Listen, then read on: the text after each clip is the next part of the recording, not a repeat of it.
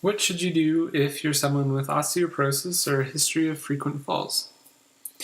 An exercise program for people with osteoporosis should specifically target posture, balance, gait, coordination, and hip and trunk stabilization. A typical class for relatively pain-free patients should consist of a warm-up, a workout, and a cool-down component. Particular attention should be paid to using good body posture mechanics during all exercises. Stresses from routine activities, especially with poor mechanics, can result in spinal fractures. Only a quarter of spinal fractures are associated with falls. The rest are due to stressful activities and positions that compress the vertebrae.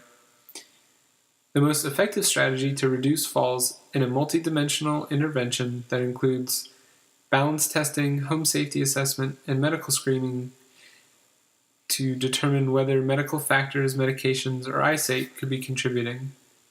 If you have had a fracture, consult a physical therapist to help restore fitness and function.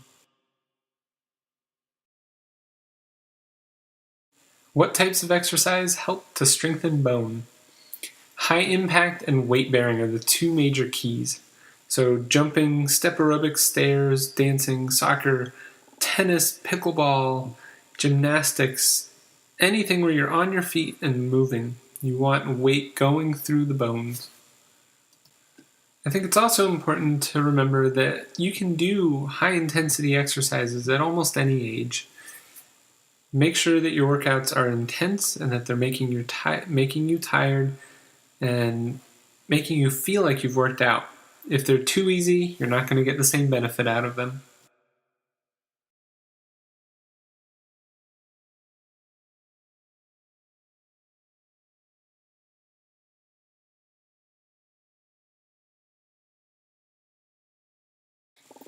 In addition to the previous exercises for a stronger and more erect spine are crucial in strengthening bones.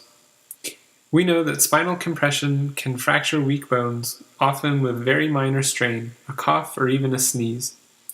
A flexed posture increases anterior spinal compression forces, or on the front of the bone, and has been shown to contribute to increased fractures in those with prior fractures. Research has found that women with one prior fracture had a significantly higher incidence of future fractures when they performed flexion-based exercises. In other words, sit-ups, crunches, and standing toe touches put excessive stress on the vertebral bones and increase fractures. Avoiding these exercises in favor of strengthening the spinal extensor muscles and those that stabilize the spine in an upright, erect posture has a positive effect on fracture risk. In one study, women who performed prone trunk lifts 5 times a week for 2 years had fewer fractures 10 years later than those women who did not perform the same exercises. For those women with poor posture, promising preliminary studies have been observed, and it is possible that multidimensional group exercise may improve posture and physical performance in older women with flexed postures. Furthermore, an erect posture is associated with less overall risk of fracture, independent of bone mineral density.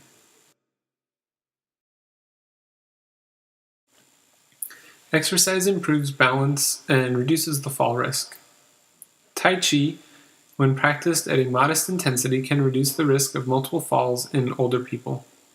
Participants in Tai Chi also became less fearful of falling.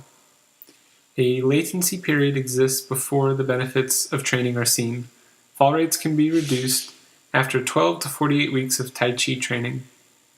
Functional skills, including gait speed, chair rise, functional reach, and improved postural control during single leg stance can also improve with Tai Chi practice. One study suggests that programmed Tai Chi exercises is beneficial for retarding bone loss in weight-bearing bones in early postmenopausal women. What about walking?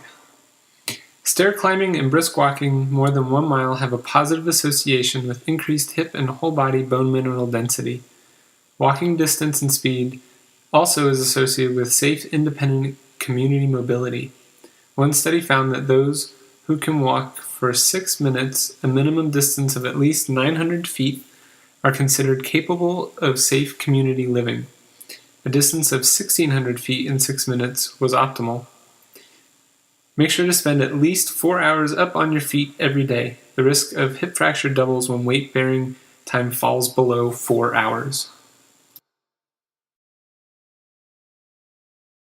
A lot of people ask me about running, and the best answer I can give is that shorter distances with varied speeds are better. There is such thing as over-exercising or running too far. If you run excessive amounts, as in training for a marathon, it's actually detrimental to bone and can lead to small or reduced bone density. So if you're going to run, keep the runs short and vary your speed and intensity. In this instance, we're considering short, approximately 2 to 3 miles a day.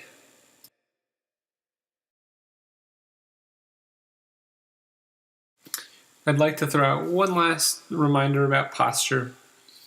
Proper posture and safe body mechanics are key to reducing stress on the spine and limiting the kyphosis or curvature of the spine that contributes to fractures.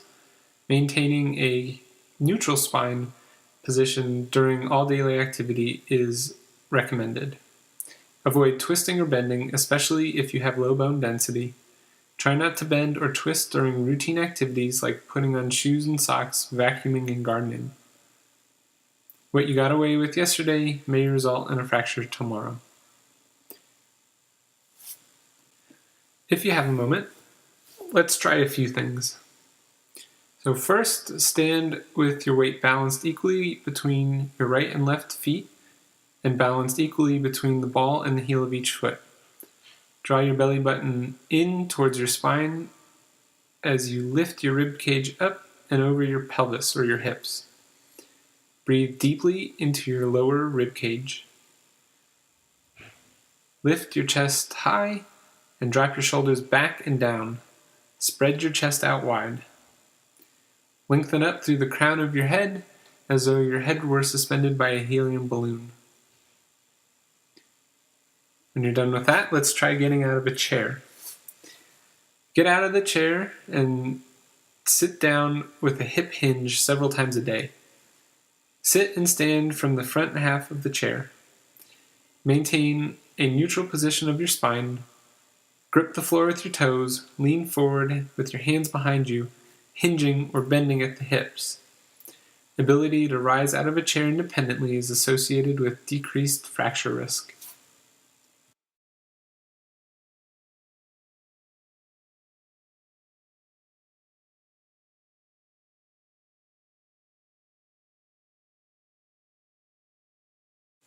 Thank you for taking the time to watch this presentation. If you've got more time, check out my website at www.specializednc.com and my Facebook page at facebook.com/specializednc. Thanks again.